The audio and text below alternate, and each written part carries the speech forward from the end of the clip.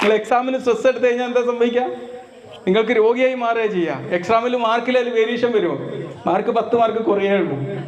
ഇന്ന് കഴിഞ്ഞ ദിവസത്തെ ഒരു സ്റ്റഡി ബോധിപ്പിക്കുന്നത് കുട്ടികൾ പരീക്ഷയ്ക്ക് പോകുന്നതിന് മുമ്പ് ഒരു 50 മിനിറ്റ് പുറത്തുകൂടിയൊക്കെ ഇറങ്ങി ഇങ്ങനെ നടന്ന് നേച്ചറിലൂടെ നടക്കുകയാണെങ്കിൽ 20% പെർഫോമൻസ് ഇൻക്രീസ് ചെയ്യുമെന്നാണ് പറയുന്നത്. ഇപ്പം നിങ്ങൾ ഗേൾസ് ഹൈസ്കൂളിൽ എല്ലാ കുട്ടികളും ഇല്ലേ മാഷെ, ഇനി പരീക്ഷ എഴുതാൻ പോകുമ്പോൾ എന്ത് ചെയ്യണം? ഒരു 50 മിനിറ്റ് പുറത്തുകൂടിയൊക്കെ നടന്നിട്ട് പുസ്തകം എടുത്ത് വായിച്ചോ, കുഴപ്പമൊന്നുമില്ല അല്ലേ? അങ്ങനെ വായിച്ചു കഴിഞ്ഞാൽ നിങ്ങൾക്ക് എന്താവും? 20% മാർക്ക് കിട്ടും. അപ്പോൾ സ്ട്രെസ് എടുത്ത് നിൽക്കണ്ട.